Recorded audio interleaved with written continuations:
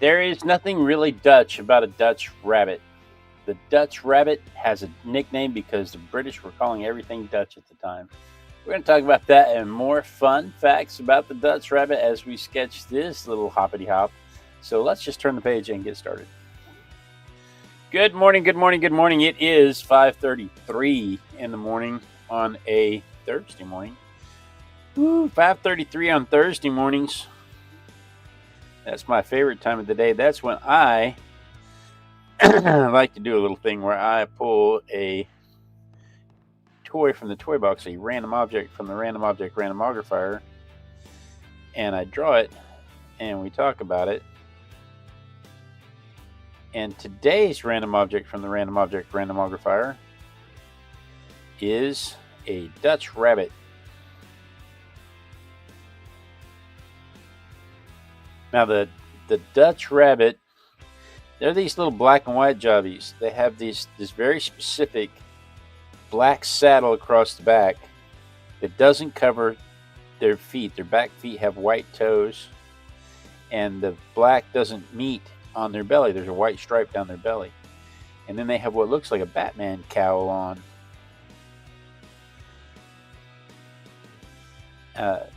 That comes around and makes a mask around their nose, covers their ears, comes down, but it doesn't connect on the bottom of their chin. There's a white stripe going down their chin. Good morning, Joe. Morning, Joe. Glad you could find us this morning. We've been having some trouble this morning. Somebody, I'm not naming any names, but somebody set the stream up in advance and then left it set in unlisted. I'm not going to name any names. I'm not trying to get anybody in trouble, but that person should be fired. I'm just saying, whomever he is, he should be fired from that responsibility. And I'm not going to name any names, but I can probably kick him out of the chair I'm sitting in. So we've been having some struggle, and then while I'm sitting here trying to get everything, while I'm frustrated trying to get everything set up, trying to recover from that, my microphone falls off my shirt and rolls under the table. I've never had my microphone come undone and fall off the table before. And I mean, it just disappeared. A little black puffy thing just disappeared under the table. So it's been a morning, but we're all here now. I don't know if you can do anything about this, but I don't have sound on vertical. No sound? How do you not have sound on vertical? That's got to be you. I know, but that's got to be you. There's nothing. Check Dad, because there's nothing. There's no setting I have that says mute vertical. Okay.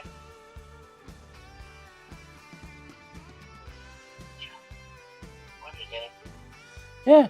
These are all things we have to figure out before we get 10,000 followers. Ivy's here. Does this rabbit hunt possums or coons? Because I've been up most of the night trying to get baby possums out of my RV, and a coon decided to come watch the foray also.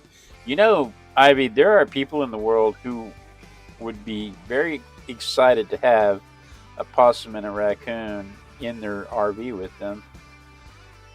My daughter's one of those people. I think you should become Daisy Duke, not Daisy Duke, Ellie Mae Clampett, and just start naming them. This here's Bobby Sue. She's my favorite. She goes swimming in the cement pile.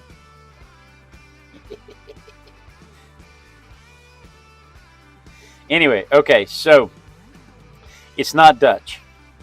There was a Belgian rabbit that was coming in, and for meat, it was a meat rabbit coming in every week, and there were some British breeders, and at the time they were trying to find. They were developing show rabbits, and this Belgian rabbit had similar markings, and the British breeders decided to refine the markings, and in doing so,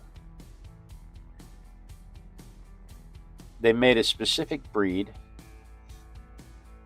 and they called it Dutch. Now they called it Dutch for the same reason they call it the double Dutch. They were calling everything Dutch at the time. I, right now I'm drawing a blank of what they would say is Dutch, but they were nicknaming everything Dutch. It had nothing to do with the fact that the rabbit was Dutch in origin, except that the country that the meat rabbit was from was in conflict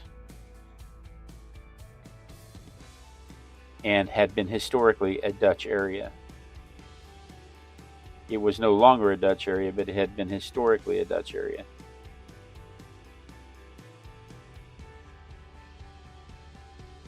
But the main thing is they're named Dutch because the British were at the time nicknaming everything Dutch this. And again, I'm drawing a blank as to what they might have named Dutch, and I didn't write it down because that would be efficient. Your dad said he's just guessing, but it was probably Fred who caused all of this the problems. The baby, my grandbaby, he's a troublemaker. Yeah. Then you probably read this as Joe asked me, says Flanders rabbit. Well, is that a real thing, or are you talking about The Simpsons? I did not read anything about Flanders.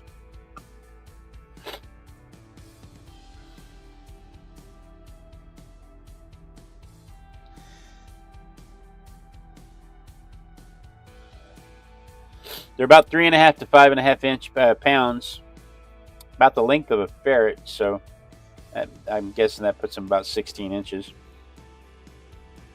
somewhere around there.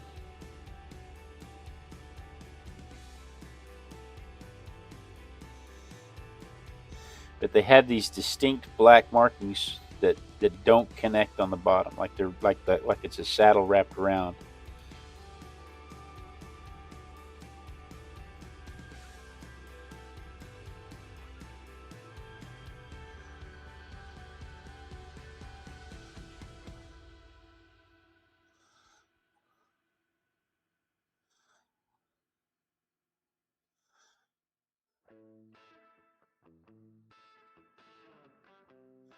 I'm going to spend the whole rest of my day thinking about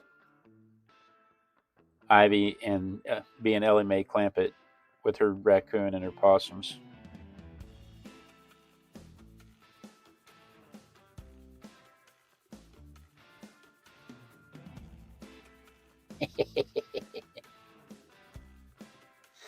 They were bred for fancy show rabbits, and it's funny to me that this is the 1830s. This people are starving. We always think about whenever I think about the 1800s, I think about how people were desperate for food, always trying to manage resources, and yet that's the time when all of these pet rabbits show up. That's the time when these fancy breeder clubs show up.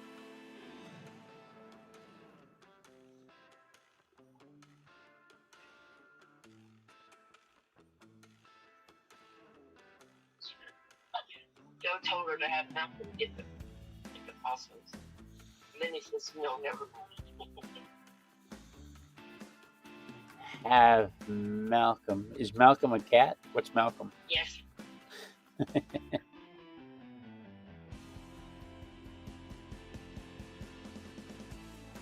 don't think so.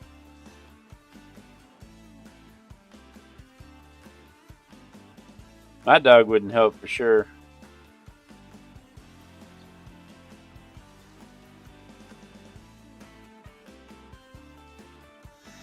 It's hard to see the details on this black rabbit.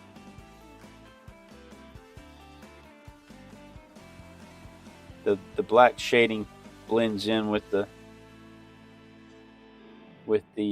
black fur. It makes it difficult to see the details on there. But to me, it's interesting that the early 1800s is when they decided to make all all these food animals into pet show pets and start breeding them for affection. They took this one, and it started off as about a 9-pound meat rabbit, and bred it all the way down to 1.25 pounds, in some instances, tiny. But that wasn't healthy for the breed, and it wasn't healthy and it wasn't sustainable. And so the rabbit clubs came back and said, no, they have to say we're going to be very specific about how they're going to, how they're going to look, how their patterns have to meet up, how their size and weight. And so they described them, and that's the setting. So they can't come back super small or smaller. If so, they won't be included in this breed or show. And so they stopped the size wars as breeders were trying to make them smaller and smaller and smaller. But I was shocked. Why would you make a food animal smaller? No, they're just trying to make it. They're just trying to make it pocket sized as a pet, like a toy chihuahua, like a toy chihuahua.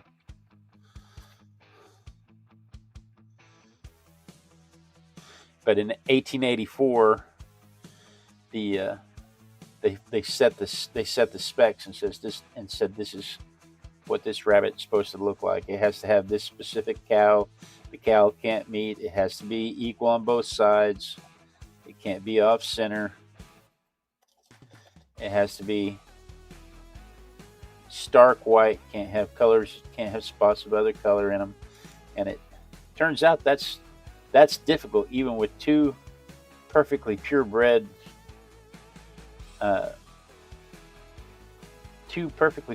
Dutch rabbits. You can still get an entire litter of kittens. You can still get an entire litter of kits that have like a little bit of red in their fur, or have a stray spot where their markings are not what's the word I'm looking for, where they're symmetrical. The markings are not symmetrical. You can still have all that, even with two perfect genetic sets. And so the breeders have been fighting this for a little over 200 years now.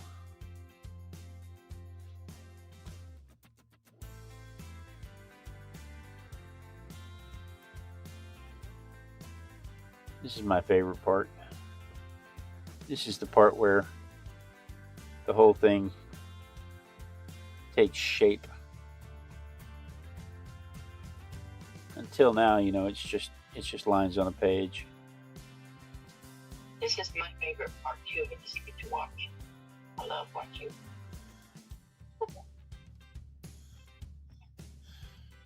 Is Pamela here? We're going to use a little bit of vermilion here in a minute. I don't want her to miss the vermilion. Yep, Pamela's here. Okay, good. I didn't see Pamela come in. I saw Joe and Ivy and Rick, my mom and dad. She came in amongst the raccoon and possum comment.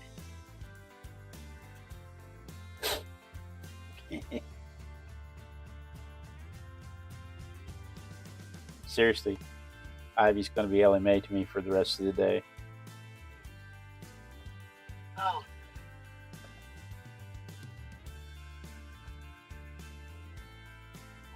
BSK Garadriel. Okay. Good morning, BSK.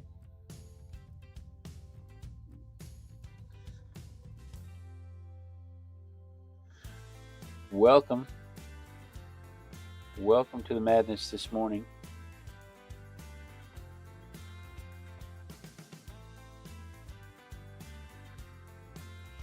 It's been an interesting morning.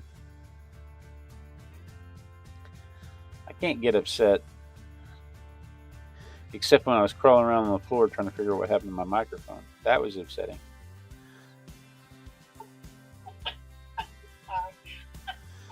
Right? That's a first. What's a first? Again, it's the kind of stuff you want to learn how to avoid when you only have 2,000 followers, not when you have 10,000 followers.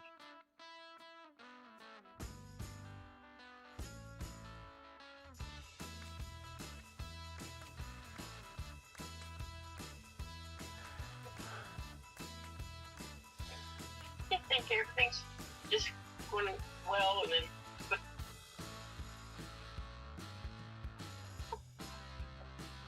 Well, I mean, I knew everything was falling apart when I walked in here and I saw that it was still unlisted, and I was like, "Oh crap!"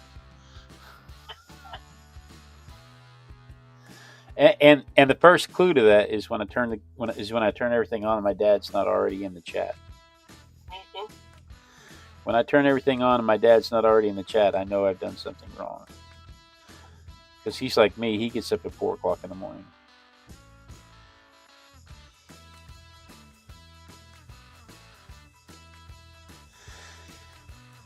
So it's a very popular breed, very expensive breed of rabbit. And there are counterfeiters. You don't really think about counterfeit rabbits. I mean, I can tell you that never once in my life did I consider that there would be an FBI task force on counterfeit rabbit rings. But there are people who take the Belgian rabbit or any other kind of rabbit that has similar markings and scissors and dye and trim them up so that they can sell them as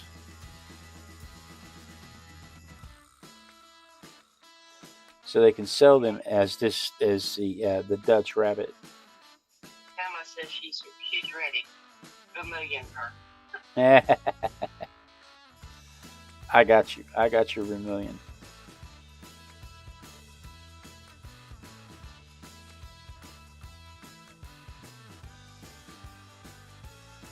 I didn't want you to miss the vermilion. All right. Let me dry this, and then we'll come back with the other colors.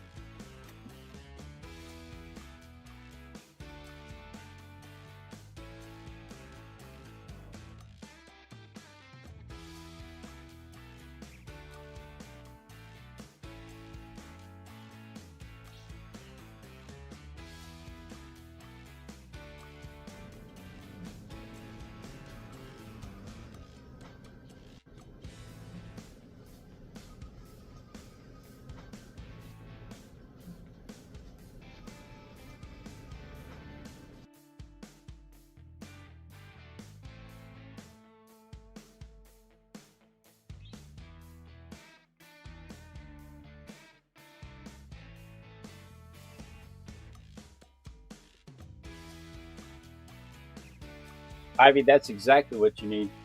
Joe says he has a skunk in his backyard that follows him around. That's exactly what you need, Ivy, is a skunk.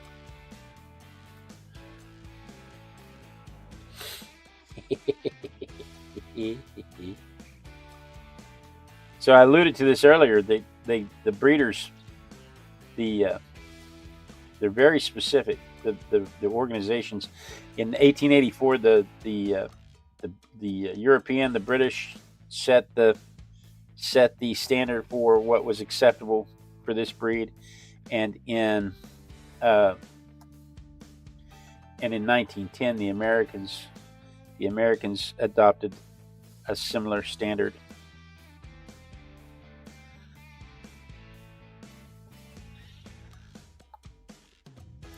I'm going to try and use just a little bit of wax resist.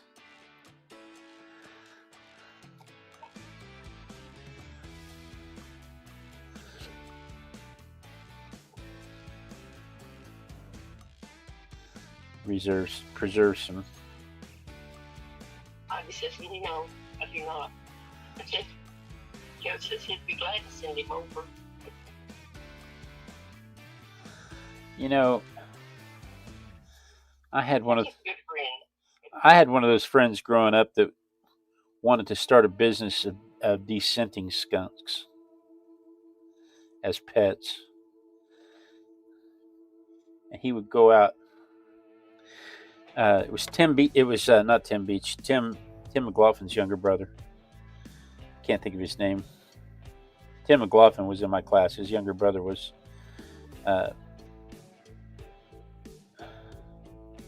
What was his name? Anyway, he wanted to start a business of removing the scent gland from skunks and selling them as pets.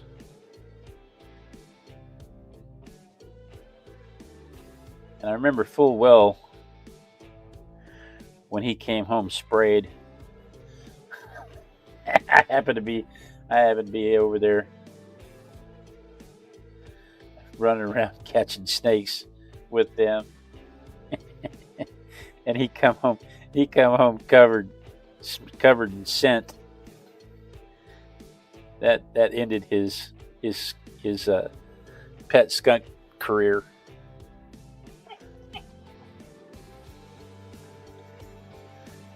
He couldn't have been 12. And it probably ended his social life too.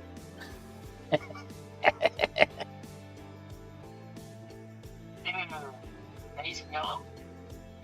What's that? On the vertical, Days Mellow. Days Mellow. Good morning, Days Mellow. This shadow somehow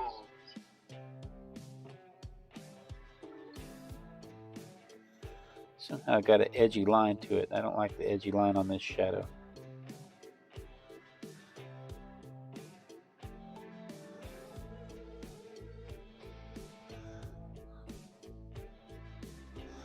There we go.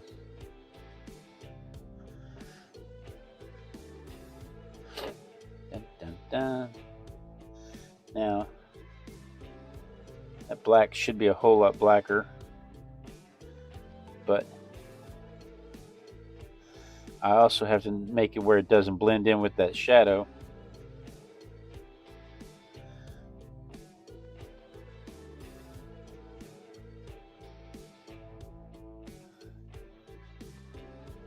Always remember to paint in the direction of the fur. That way if you leave any gaps, it looks like you did it on purpose.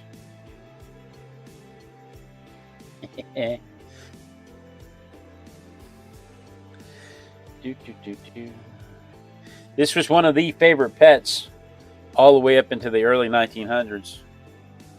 It was the number one pet all the way up until the early 1900s. It was replaced by the Netherland dwarf that we did a few days ago.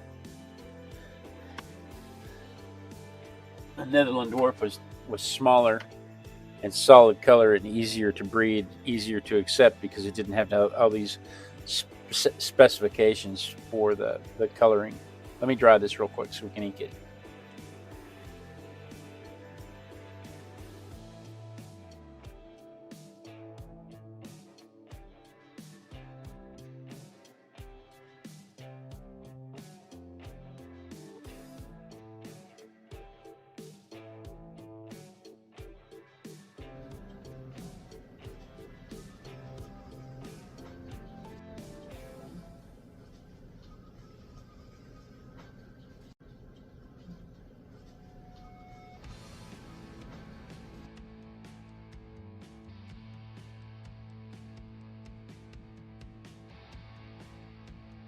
Joe, thanks for stopping by, man.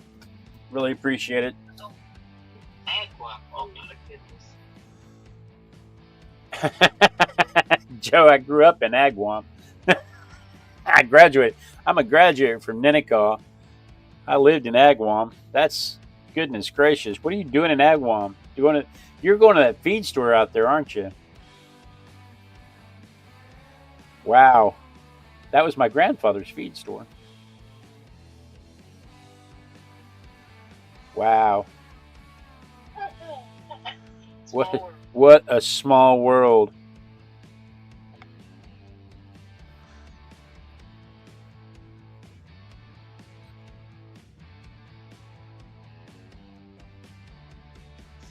Yeah, I grew up in Agawam.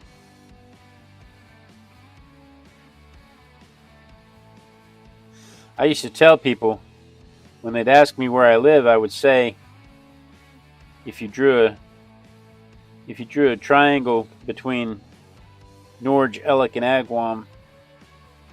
Ninaka would be right in the middle.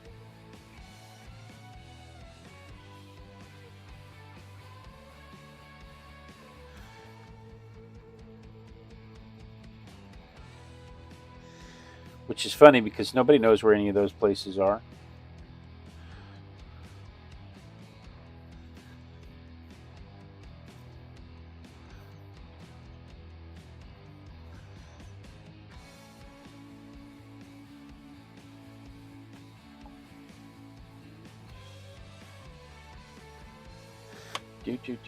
The black and white pattern is pretty common, as because it's a desirable the desirable markings. People find it attractive. The closest to having the same pattern as the Vienna rabbit, and they're often sold as Dutch rabbits. Vienna rabbits often sold as a Dutch rabbit, only to get crossways with the breeders.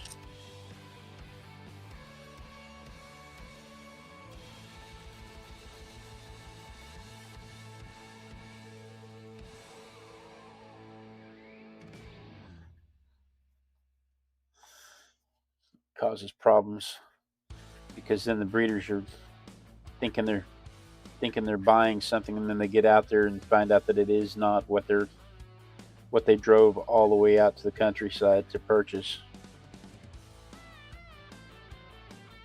Wouldn't it already be 6 o'clock? We spent most of the morning looking for my microphone under the desk.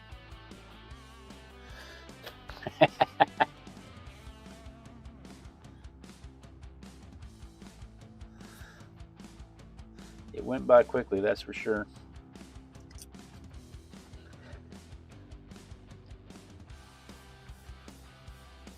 Only 7.7% of U.S. households own a pet rabbit.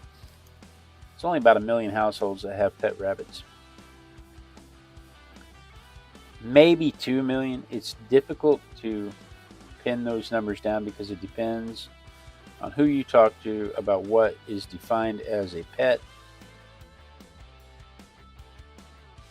Because like my grandmother and her piglets and calves that she would feed and play with, are those pets? She kept those as pets. She could walk out there and pet them, but we still eventually ate them. So the same thing happens with rabbits. People claim them as pet rabbits and then still eat them. So the number of actual pet rabbits depends on how you define what a pet is. And the Dutch rabbit is still one of the most popular breeds for the pet industry. Today is the 25th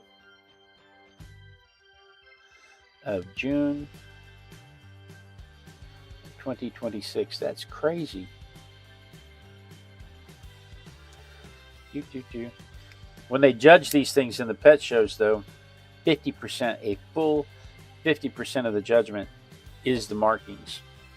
So they have to be symmetrical. They have to be black and white. They can't have any brown or red or any other color, silver or any other color mixed in. No stray gray hairs, no spots, no nothing. It has to be very strict, and it is a highly competitive industry. I do not know why it is highly competitive, but it sure enough is. There is my rabbit compared to the photograph. Let me show it to you from my perspective. Thanks, Ellie Mae.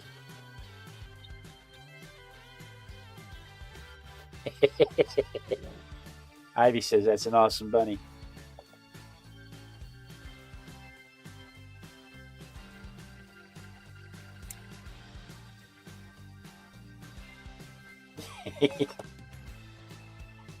I could just see her, but because she does this anyway, she puts her hair in braided ponytails like Ellie Mae Clampett. She does that stuff anyway, so I can see her.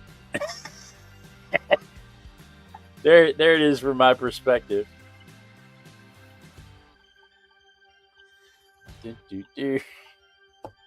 You're mean today. I mean, that was mean. There's Claudia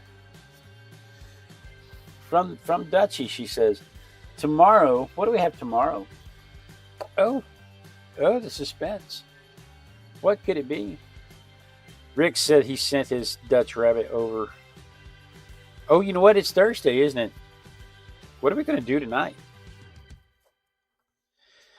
You know what? My house is covered in yarn right now. My youngest daughter has been sorting her craft collection, trying to clean her room out, and she's been sorting things. We covered in yarn. I think I was looking at a ball of yarn yesterday, and I thought that would be pretty cool to draw. So we may do a ball of yarn tonight.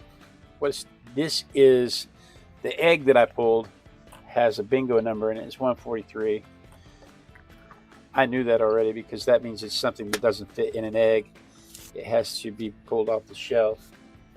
And the number 143 corresponds to a hammer. So we'll talk about hammers. We'll talk about how they range in size from the smallest jeweler's hammer to the largest sledgehammer, how a construction hammer is different from the household hammer.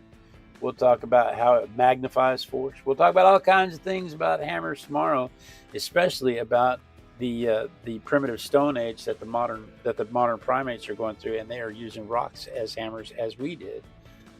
We'll talk about all that more fun hammer facts tomorrow morning at 5:30 a.m. Texas time. Of course, I pretty much just gave you everything I'm going to talk about. We'll talk about that more fun hammer facts tomorrow morning at 5:30 a.m. Texas time while we sketch this little tool. So you may want to set your notification bell so you don't miss that. But guys, thank you so much. Another tool to throw. Thank you so much for joining me today. It has been a day. We've had some gremlins this morning for sure, but the stream turned out okay. Just difficult to find. But thank you so much for joining me. I really do appreciate it. Pamela, Rick, Ivy, Joe's already left. Claudia,